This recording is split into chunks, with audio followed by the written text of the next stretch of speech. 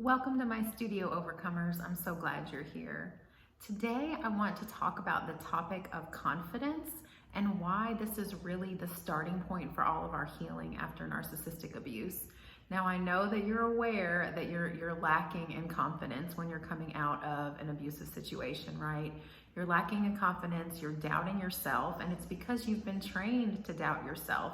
The narcissist brainwashed you and gaslit you into this place where you're questioning your every move, at least right when you leave the abusive relationship, right? So it's normal to be lacking in confidence then, but even months, years later, we can still really have this lack of confidence.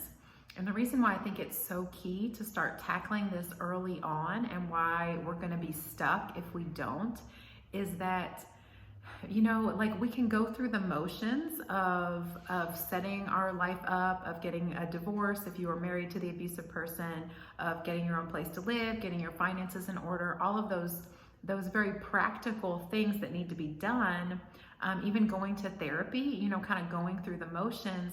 But if we haven't addressed that issue of low self-worth and self-doubt and low confidence, then we're only going to get to a certain point in our healing.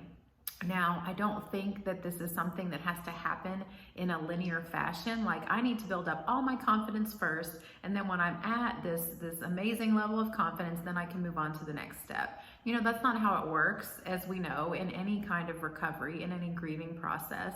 It's not linear. But I do believe we need to start addressing the confidence head on in order to really move forward at a deeper level, not just going through the motions with the practical steps that we're taking to move on with our life. So I want to give you a quick art activity today that is really, really foundational for this. Now, I'm a big fan of mantras, as you may know, and I really like to combine words and writing with our art process. So often, like in my paid program, the Redefined Process, we really delve into some deeper journal writing, some free association writing, where we're really dialoguing with our subconscious and with our artwork. But there's so many shorter ways that you can do that.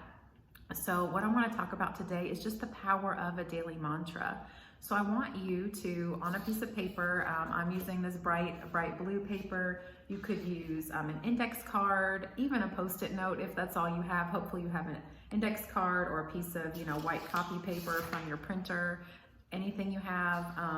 Notebook paper is okay.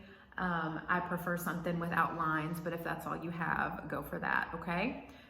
So I want you to think really carefully about how you want to feel. I want you to really kind of dream big right now. Think about what you want to claim for yourself. It could just be a statement of, I am confident, I am enough, I am worthy, okay? But think through what would work specifically to you, what would speak to your specific insecurities. So for me, I wrote, I am taking up space. Now, this is a mantra that I love right now because recently, throughout the summer, I actually started a community art project centered around the mantra of I deserve to take up space. And that was actually my personal mantra for several months. And then I reached a point where I was like, it's not, for me right now, it's not just this sort of battle cry of I'm trying to claim this, I deserve this, I want everybody to know I deserve this. I stopped and I thought, I am taking up space. I am doing it now. It's not just that I deserve it and I want to try to claim it and grasp for it.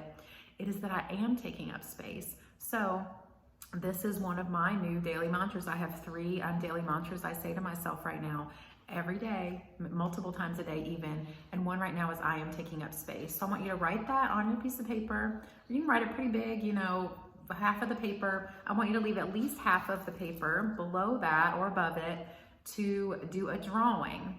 Now, we talk a lot about scribble drawings and just drawing your feelings. I want you to just think about how that feels in your body and how you could express that. Oftentimes, I draw inside of a circle, a mandala shape. I think that's a good container. Today, I'm feeling like that space, it needs to be bigger. So I'm going to do this in real time so that you all can understand how this can be done quickly. You don't have to have a lot of artistic skill. We can do this quickly. So I'm gonna make some big sweeping motions.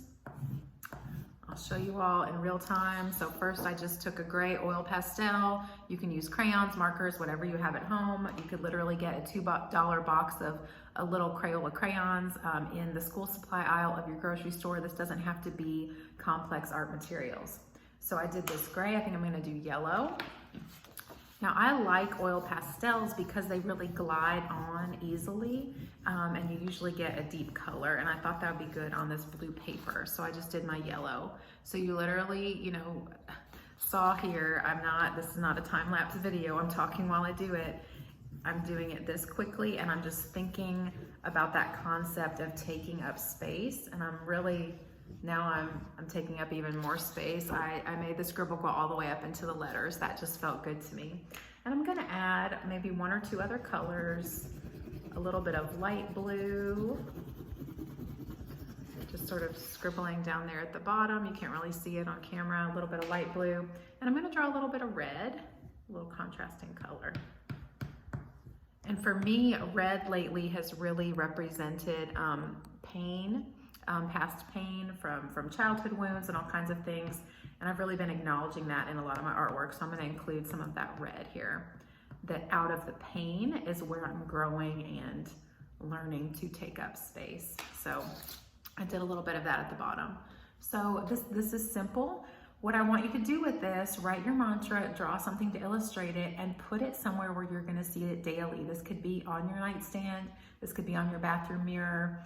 If you live with others, this could be a little more complicated, you know, you might feel embarrassed. I hope you don't, but if you do, try to find somewhere private, but I think it'd be ideal for it to be somewhere where it's sitting out, where you can really see it, not where you have to open a drawer or a cabinet or a closet to see it, unless it's like on the inside of the door of your closet that you open every day, you know, you'll look at that, okay? I want you to post this and claim that mantra to build your confidence. So again, I am taking up space was just my mantra. I want you to think about something that speaks specifically to your insecurities, your limiting beliefs around this lack of confidence, this self-doubt that you have.